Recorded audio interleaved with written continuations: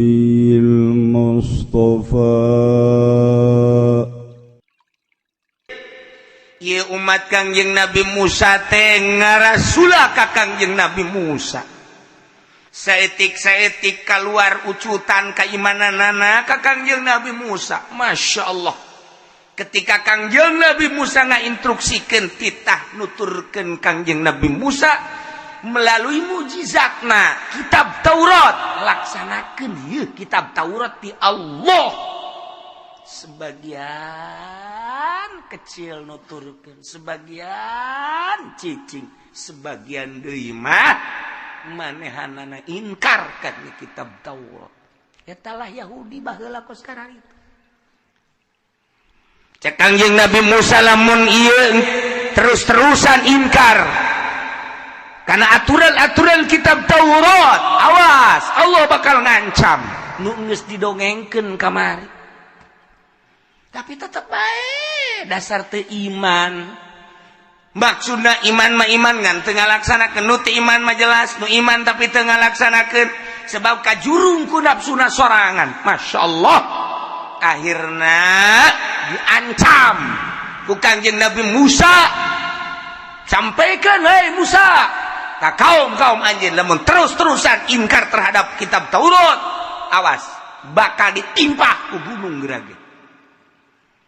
Nang tangan cak kaumna di mana aya gunung kudu dicabut ku Gusti Allah.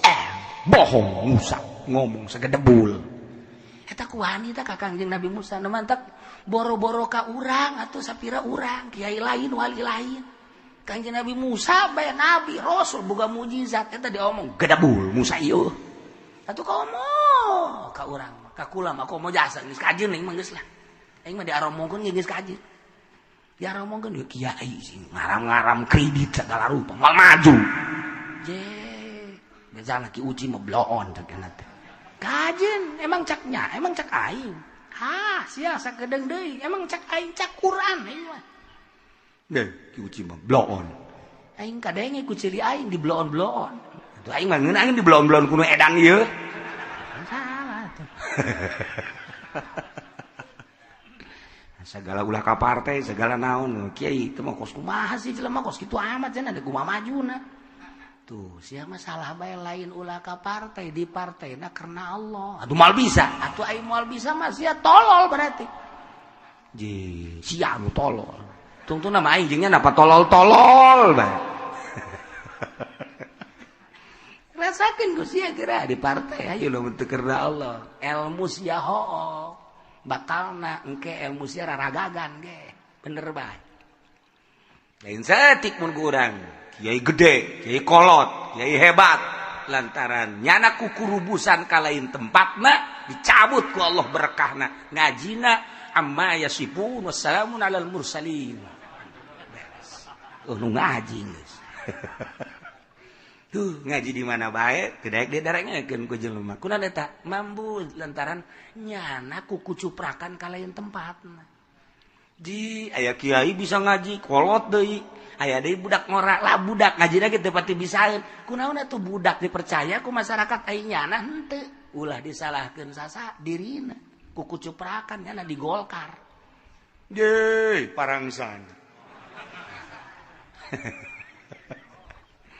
Eta kos kitu teh tah kos kitu nyarieun hate kiai. Ji, siapa nyari hate. Lain hayu ke aya naon di diri aing ye. Ke aing ieu boro-boro atunya lagi kan teu ngeunaheun ibadah teh dia lamun ngeunaheun mah ibadah lain kos kitu. Mana kieu? Emang nyaho kiai? Ji. Jelema nu panyakit jantung jeung nu panyakit jantung nyahoeun. Nyahoeun. Sebab naon nyana ngarasakeun aing panyakit jantung kos kitu. Kos kitu tah. Nyana ngap-ngapan. Jantung yuk. Oh, bukan saya mah bukan jantung. Jantung. Bukan. Ini kerasa di sini ngapain? Iya, panas ya. Iya, sini panas. Iya, itu jantung. Bukan. Begitu di dokter kan bener jantung.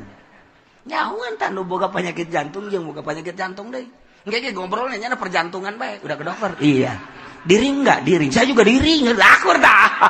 Tinggal urang mah ngadengekeun. Bener. Tuh. Nu boga penyakit lambung jeung boga penyakit lambung akur. Sia kunaon eueuan we? Aing lambung. Aing sarua. Sehingga ka dokter geus disuntik bos, salila disuntik mengeunangeun tah seminggu mah ka dieu aja. Eueuan deui bae. Diurut geus aing diurut geus ka aing geus cek nya teh. Aja make naon make koneng diudak-udak kitu tah. Alhamdulillah ka ngising-ngising di koneng aing. Heuh aing ge cek nya teh. Akur tah boga penyakit lambung jeung penyakit lambung akur kajen kumaha ge. Nah, ku ari guru jeung guru tah, guru SMP jeung guru SMA ngobrol nya. Akur. Bakal akur nyambung. Uplak nya tak uplak dia. Euy, anu ka korupsi kan yang ngobrol. Akur nyambung. Ya urang teu jam. Urang ya santri ya urang kiai ngobrol jeung PNS nyana ngobrol jeung baturna. Urang teu kaharti sebab pagawean nyana urang mah teu pengen teu kaharti anulah istilah-istilahna ge teu nyaun. Nyana mah jeung nyana nyambung jeung urang mah teu. Atuh kitu bae terus. Nah, ieu ge ahli Allah jeung ahli Allah wali nyambung jeung wali deui kajian gugum lagi nyambung bae. Ketika dek ngobrol nyambung jasa. Anulah nyaritakeun penemuan ieu nyambung. Jangan nyaritakeun ngobrol jeung anu lain ahli Allah ngan sakadar ulama biasa bae teu nyambung. Nyana turun ka handap set endeu hayang nyambung adaptasi. Geus nyambung. Ketika Kiai Golkar ngobrol jeung lain Kiai Golkar mah nyambung. Mah nyambung atuh lantaran nyana pengalaman di Golkar nyana teh kampanye ke anu kadang dibere duit sekian kadang-kadang minta tambah deui pan ngobrolkeun kos gitu tah kiai nu ieu mah nun teu ka Golkar atuh pan nyana kitu amat kos itu amat bung lain bung ngadegetan nyana lah emang kunaon aing teu dibere sih tuh siapa pajar bener bae kan siapa tolol tuh lain nyambung. Tapi Kiai Golkar jeung Kiai Golkar deui atau Kiai partai jeung Kiai partai deui nyambung bakalna. Tapi nu lain partai teu nyambung. Nah ieu mah keur carita ahli fikih jeung ahli fikih deui atuh nyambung nyaritakeun rukun wudu, nyaritakeun rukun salat akur. Engke nyana ge nyaritakeun kula manggihan di anak kieu. Oh, eta mah sarua jeung di Fathul Wahab kieu. Asalna dina ikna ge akur tapi fikih jeung fikih deui. Ahli tasawuf jeung ahli tasawuf kakarak anu carita berjalan doang nyaritakeun aing ja ieu tasawuf ke kieu can manggih ngeunah ieu ge sarua can manggih jeung nu can manggih ngobrol nya ge sarua bae ketika anu geus manggih ngeunah ngobrol jeung nu geus manggih ngeunah de akur bae.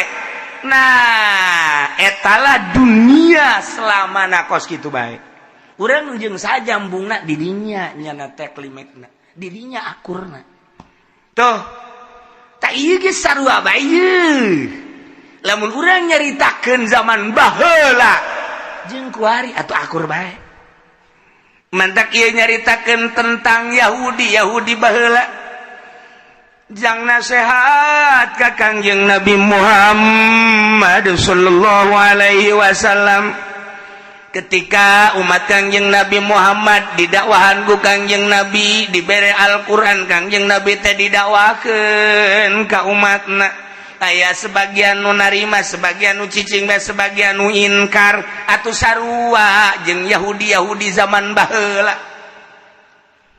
nu mantap cek Gusti Allah Al-Qur'an anjeun Muhammad inget anjeun Muhammad kana hiji sejarah inna taqnal jabala waqtuna kaulan nu agung ngangkatkeun ngaluhurkeun kana gunung rafa'nahu min asli dicabut ku Gusti Allah gunung faqahum diangkat ka luhureun umat Bani Israil nu bangkawarah lantaran manehanana inkar kana kitab Taurat nuturkeun aturan-aturan syariat kitab Taurat dititahayu Kangjeng Nabi Musa embungeun nya nama dibere warning ku Kangjeng Nabi Musa awas bakal kena siksa tetep bae terus bae kajadian gunung diangkat ku Gusti Allah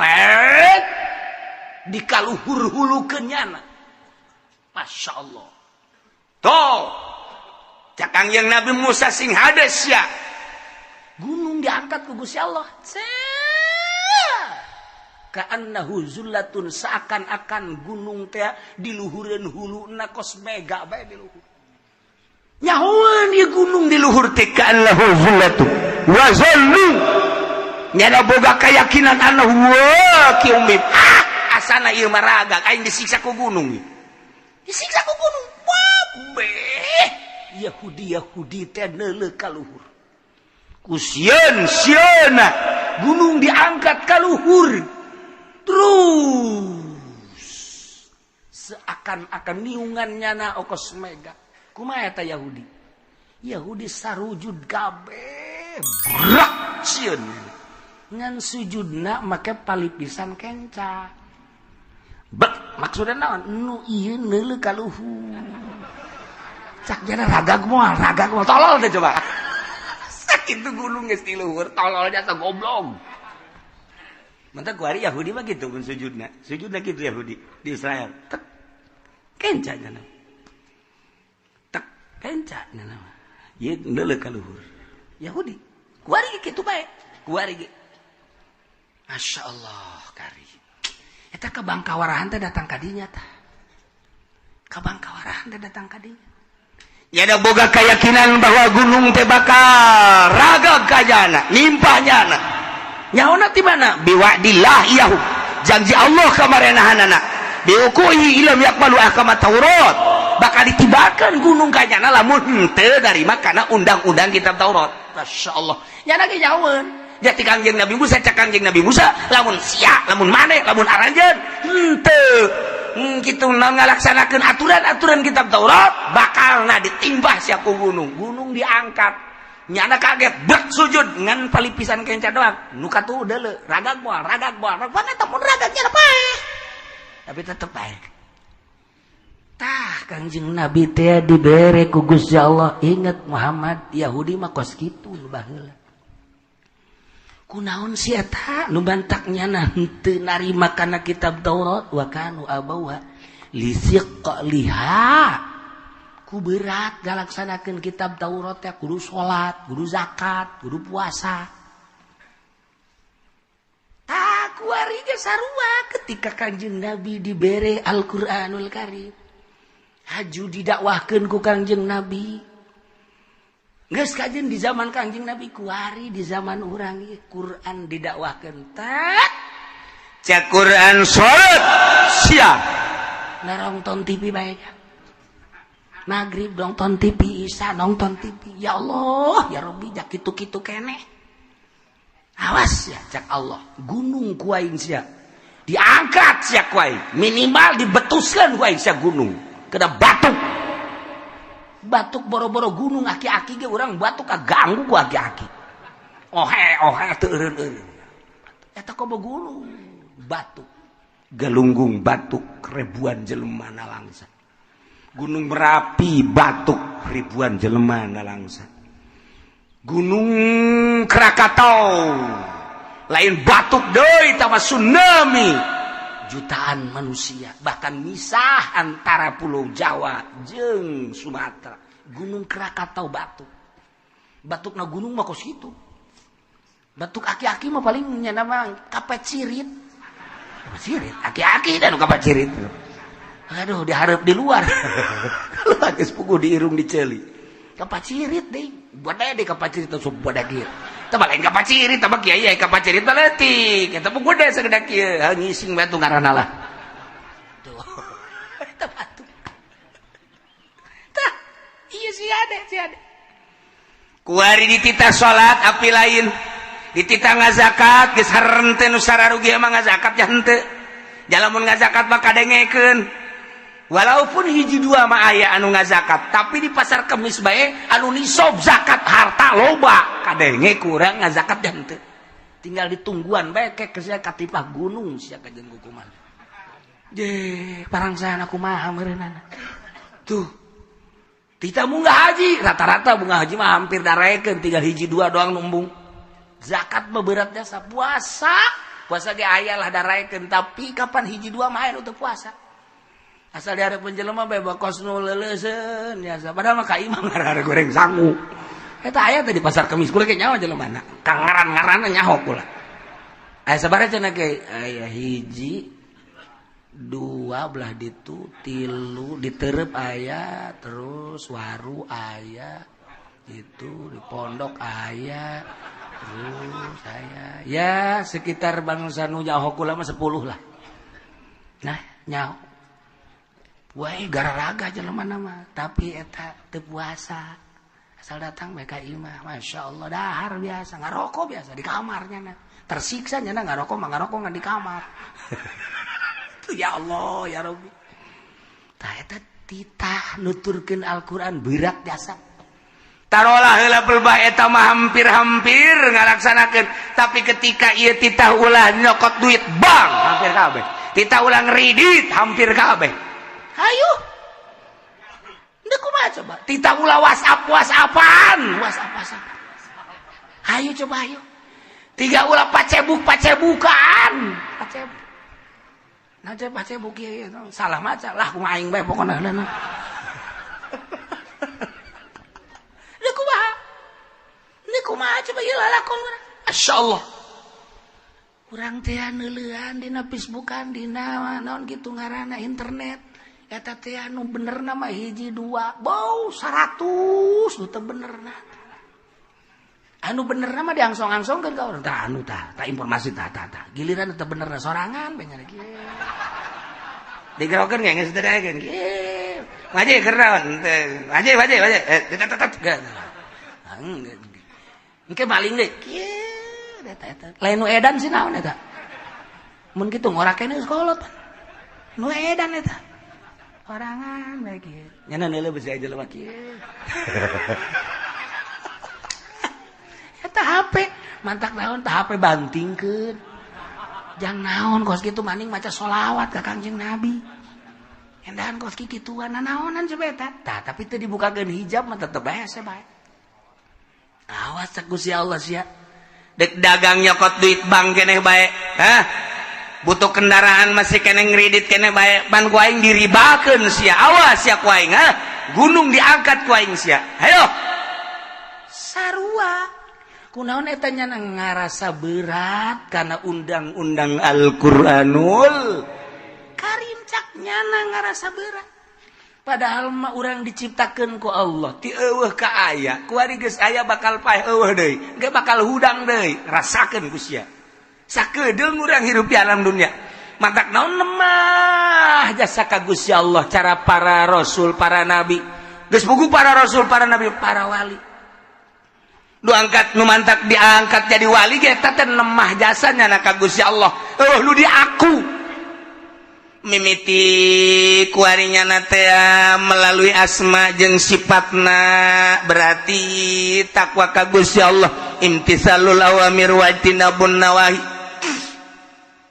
Geus beres eta dilakonan kunyana sesuai jeung aturan syariat moal beres ieu ibadah ka Gusti Allah lamun jerona teu dibersihan salat sesuai jeung syariat yakni nu diatur ku fikih eta salat moal beres lamun jerona teu diberesan beresan jerona abeh salatna ulah hayang kalem ku jelema abeh salatna ulah ngarasa hebat sorangan geus bae atuh ku ari mah dilillahi ta'ala keun ka Gusti Allah zahir jeung batin bagus.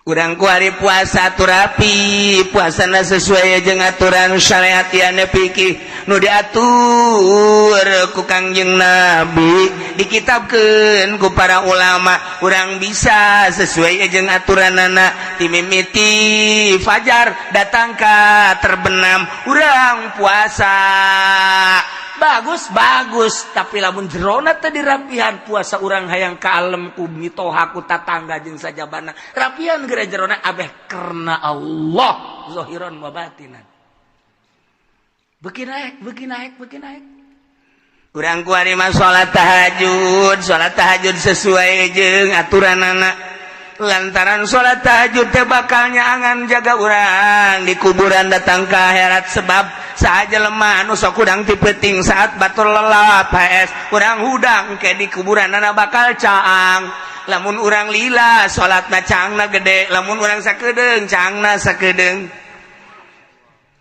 tah lamun 2 rakaat ngentit lumayan tapi aya nu kerek bae bawa tuh cempor-cempor acan. Tah, eta kan tahajud cet.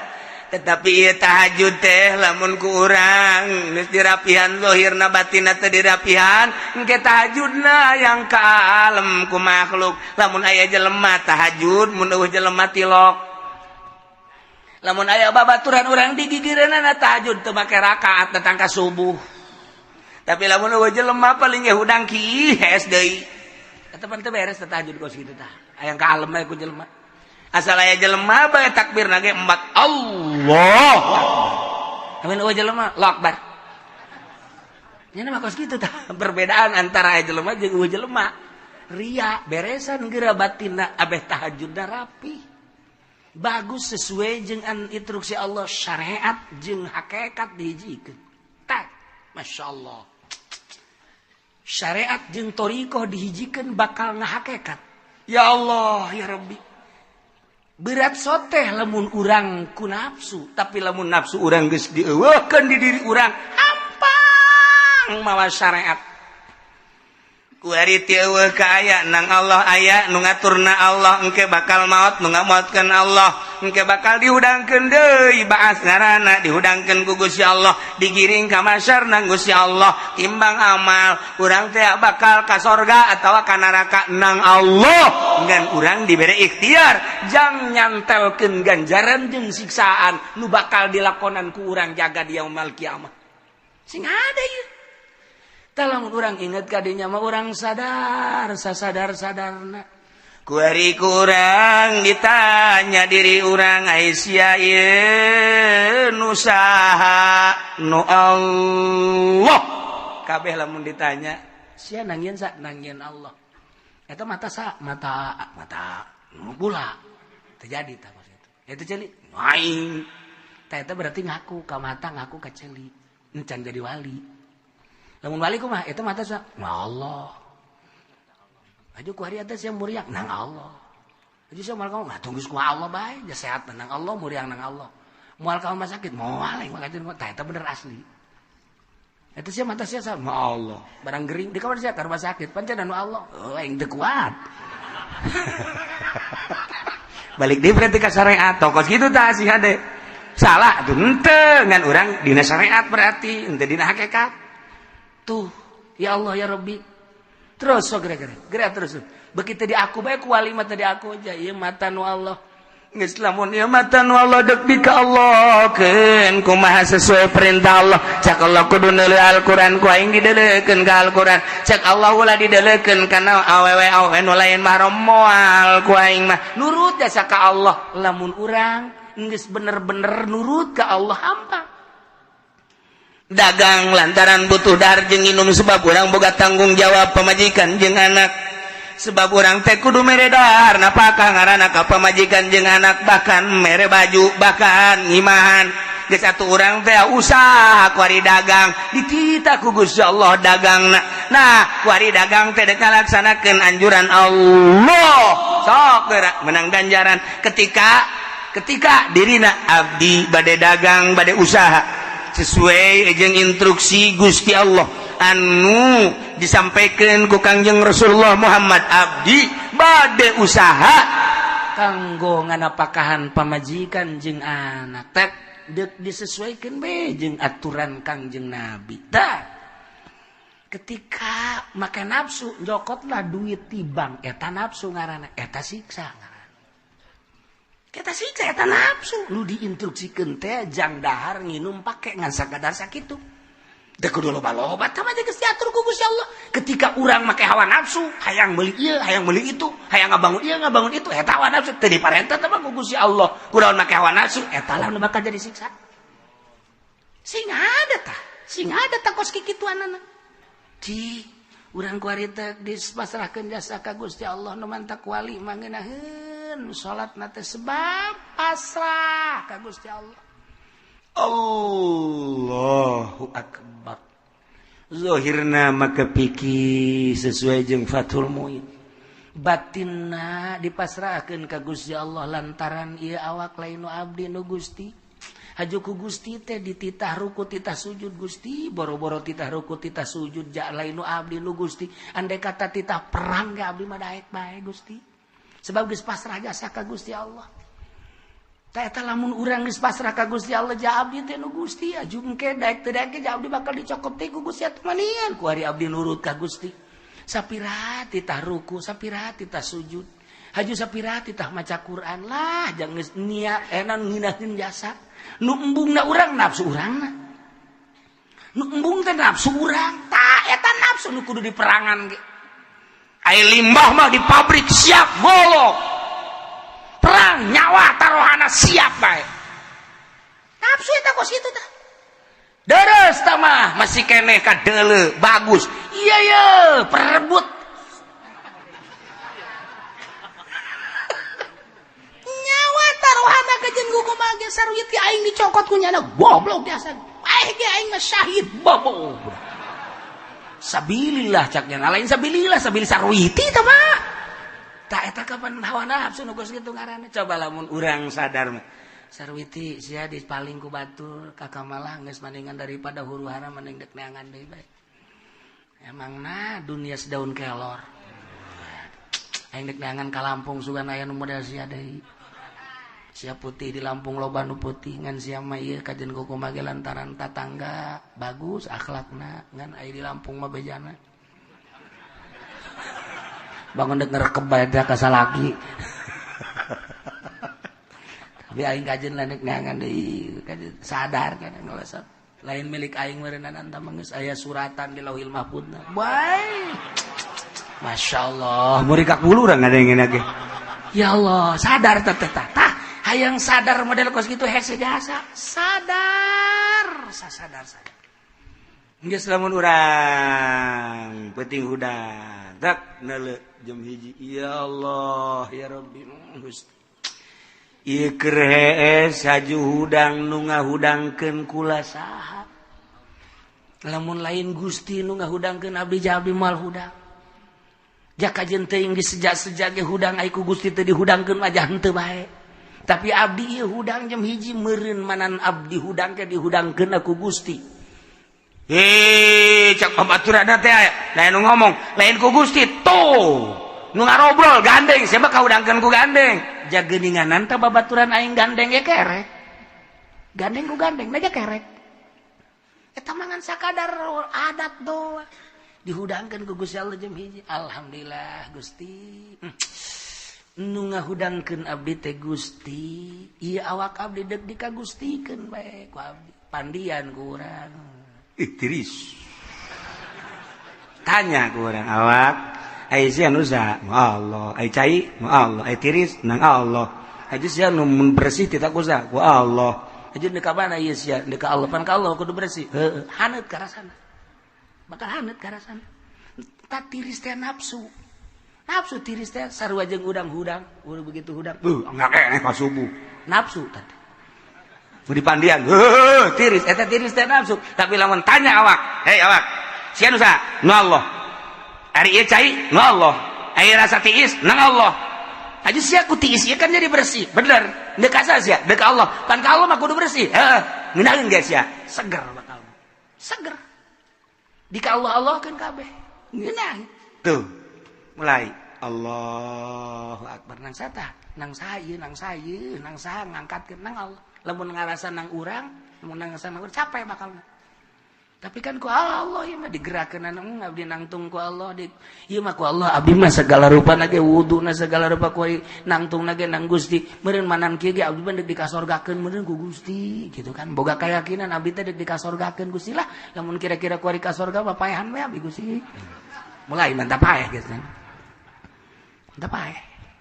Geus abdi meungi senang jasa Gusti masyaallah asa jeung Gusti bae masyaallah nikmat des kira-kira abdi bakal ka sorga mah ku ari mandingan ayeuna bae cabut lah diisukeun deui mah abdi loba gangguan Gusti ku ari mah gangguan jasa keur ieu mah tiis teh tiis ku ari mah sasada digigir di sisi digigir sasada ieu jurig balulu kayak kedeng-kedeng tong teng teng tong teng teng tong teng teng HP sasada mangga naki totak HP kayak kedeng di TV kayak kedeng diisukan di tatangga ih suara-suara teh ambal ya Gusti abdi mah ngadengeun kos kitu teh aing mah mendingan salametkeun we Gusti tah bali mah kos kitu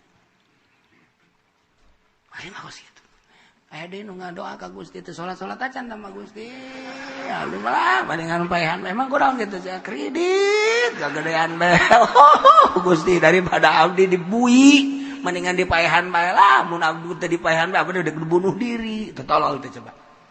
Menta paehna akur ngan nu ieu mah motifna bener pasrah ka Allah nu ieu mah tah eta tadi bung dibui. Beda. Hampang ka Allah ngeunaheun. Nah, bari kieu maksudna.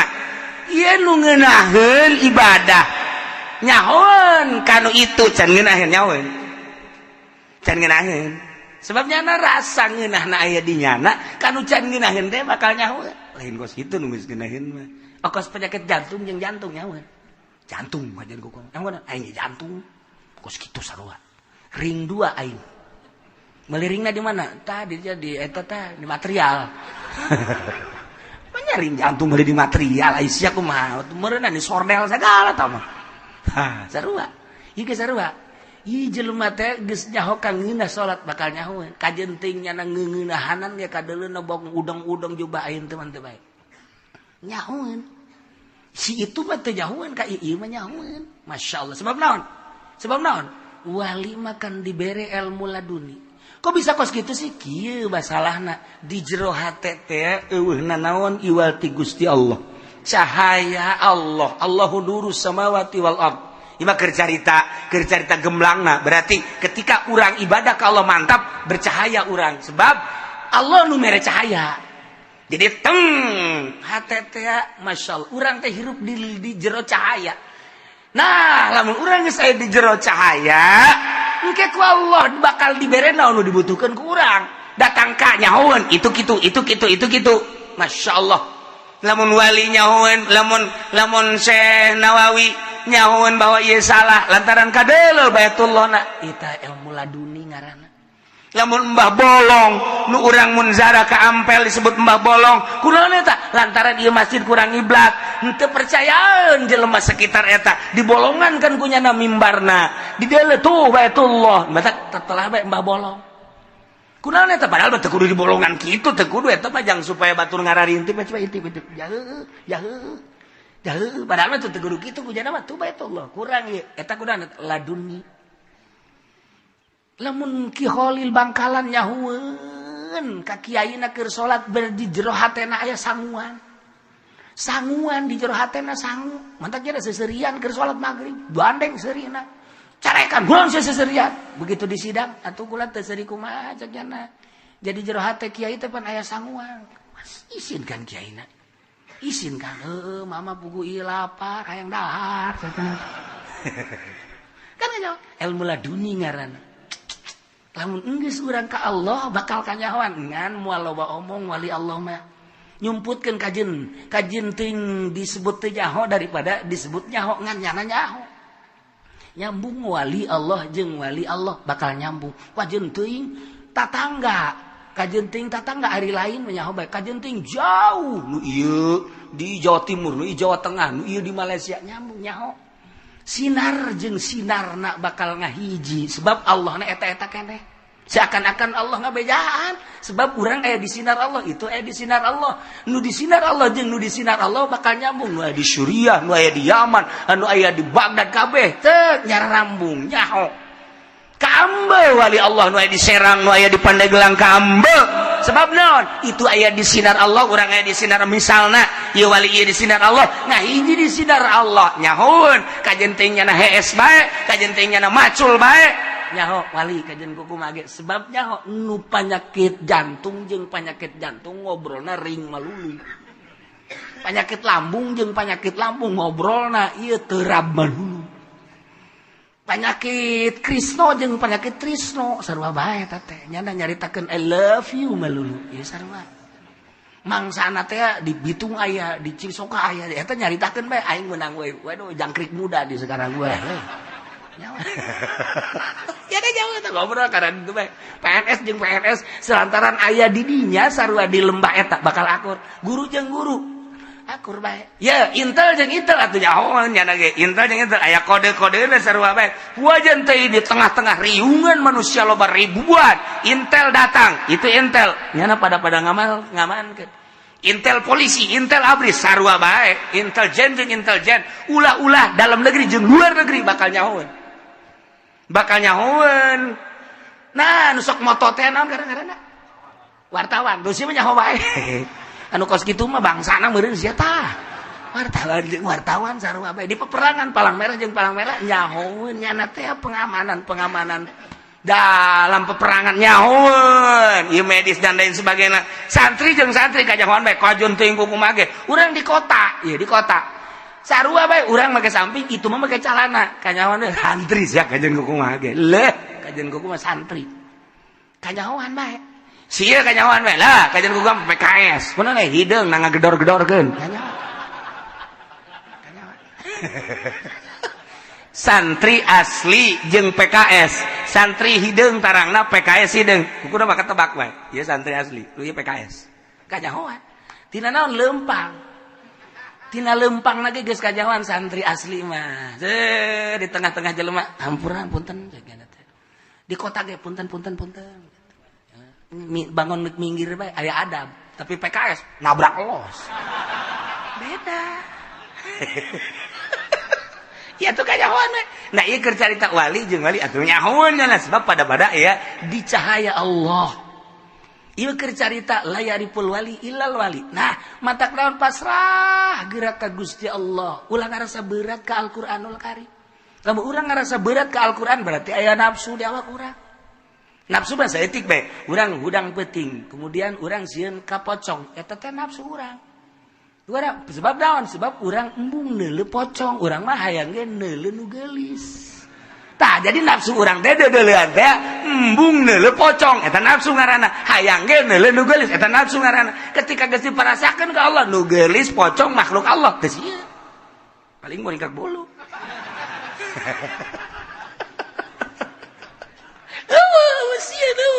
malah nang tangan geura ge malah nang tangan urang malah nang tangan ayo sia ji sebab naon di jero kolbuna geus aya Allah lawan ku sia Allah ye sia neraka sia urang geus deukeut jasa jeung Allah mata kajawan hendak aya jelema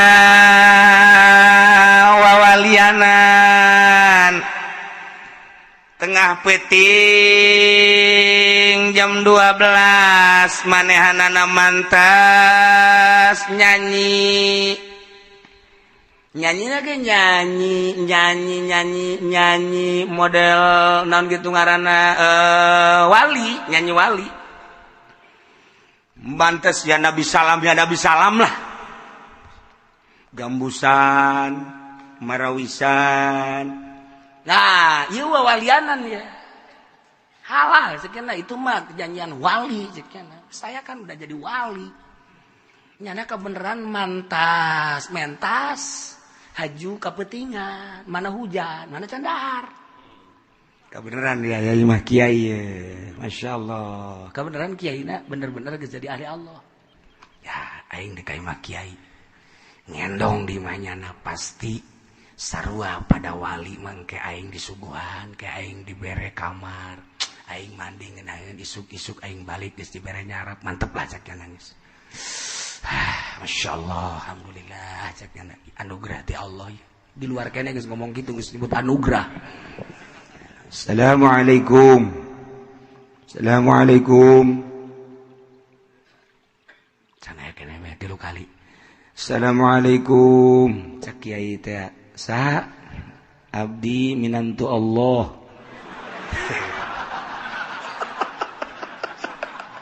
Eta bahasa geus luhur jasa tama bahasa.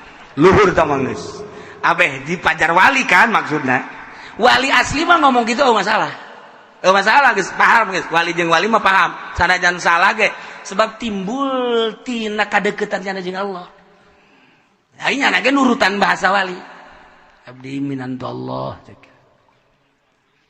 kan kaambe kunyana ku wali dan di jero bukakeun lawang calikeun lah di dinya henteu tidak ka jero calikeun lah di dinya wah, yang disiap-siapkan ngajen kumaha ge.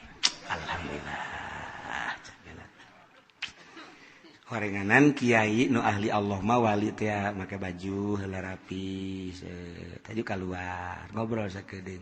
Di mana ye? abdi mantes dakwah cek nyana teh. Alhamdulillah masyarakat antusias mudah-mudahan bisa ngamalkeun cek nya. Terus abdi kapentingan hayang istirahat deui.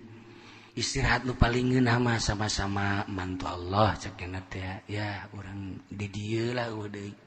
Lain teu kabeuli hotel, lain teu kabeuli tapi wah minantu Allah teu pantes cek nya kudu di hotel. Iwalti kudu jibabarengan jeung minantu Allah deui. Kan wali mah nyawan. Sia mah lain minantu Allah cek nya teh. Sia mah juri. Cek hatena teh. Geus we. Tujuannya na hayang ngendong didinya bakal dibere kamar, mandi, dahar, katirisan, kalaparan nyana bakal nikmat lantaran salah ka wali tah nyana. Sebab nyana lain wali. Cak kiai nu wali teh. Yeuh tuturkeun abdi. Cih, pancak kiai teh tuturkeun ya. Ayo. Abdi cenah ngendong di tenang, cek nyana ngendong mah urusan gampang. Diajak lelempangan, dari katukangan terus rada jauh aya ta masjid. Nah, besi rek ngandong mah di dieu bae. Lepan. Sebab ari minantu Allah mah kudu di imah Allah, ieulah imah Allah.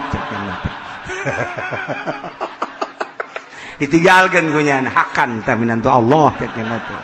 Nya balik deui dadah minantu Allah. Tinggal nya bae kieu, bae sial amat cenah teh. Kanyahoan emang kumaha gitu. Okos Habib wawalianan datang ka imah kiai, kemudian dipayang-payang, aja ngomongnya nak, waduh ini jarang Pak Kiai katanya turun. Ini mah mau ke rumah Kiai aja. Dia mah udah nggak mau ketemu sama siapa-siapa, mau ketemunya sama Kiai doang. Kan kaambeun ku ahli Allah mah. Ya nipu sia kajian kukumage, moal kebel ge ngitung ya kajian kukumage. Oh, diung nyenang geus kikieuan bae bangun papanaan teh. Terus ngobrol. Geus ngobrolnya teh dekeun ngobrol. Terakhir doang, Kiai kalau pengen selamat harus ngeluarin uang biji 9 jakena teh. Biji 9 gimana? 9.999. Eta mah kieu-kieu goblok.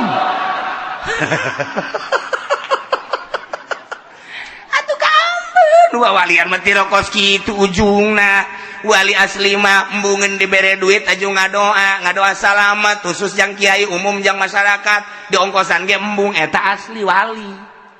Ieu mah mun aya embe di bawah, mun aya kebo di bawah, malah mah mun aya pamajikanna dua nu hiji jang aing tolol ngeureunna. Kaambe ulah sok wawalianan ngan embung ribut bae kiai. Aya nu ribut goblok meureunna. Eta mah sarua pada juri kabeh. Ayo ngadu besis ya jeung aing. Ini mah jangan begitu, ini mah Habib. Gua bukan lihat Habibnya, lihat akhlaknya. Kalau lihat Habibnya bener, tapi akhlaknya gak beres nih. Tuh, eta mah deres Habib, nulain Habib wawalianan nih.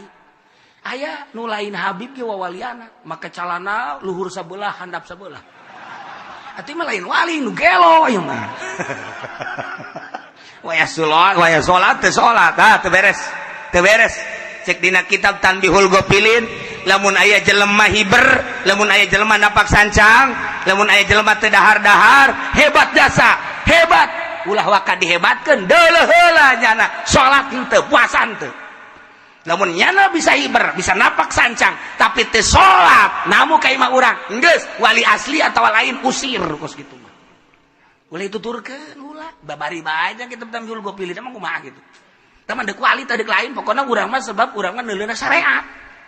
Ketika nya teu daek salat, geus ka ditu bae. He, cek nanti aing mah wali asli. Da bodoh, wali asli ge bogan henteu nembongkeun syariat. Indit. Kula mendek nuturkeun syariat bae. Tuh eta kan bundah eta kos kitu urang ka urang ngeunah. Bisa aya jelema wawalianan kieu kitu haju salat henteu, puasa henteu. Aju hitut ge salat bae. Wow. Ceknya nak wali betul naon tuh boga wudu ge babau udah. Teu beres si wali tas itu tuh, tapi kan jadi imam deui. Saya imam, ieu pan wali ieu pan tadi tas itu tuh wali mah batalna cak jana. Ambo-ambo. Tah, geus tah mah nya minantu Allah mah geus di masjid tah sia tiris-tiris los. Kaya hoat. Ya Allah, ulah sok sambarangan. Biasa bae sih nu wajar. Ayah Habib bangun luca lece luhur ya kajian kumaha beda kadele gerak-gerakan mata dan lain kajian teh ngomong kieu ngomong kanyahoan iluhur kajian kumaha tah atawa nu lain Habib oknum Habib loba jasa kuari mah lain Habib ngaku-ngaku Habib ngaku Habib ambalaya kuari pugu indiahe. Ya Allah, iya mah India mah. Ya, batur hema malini ngaku Habib ya.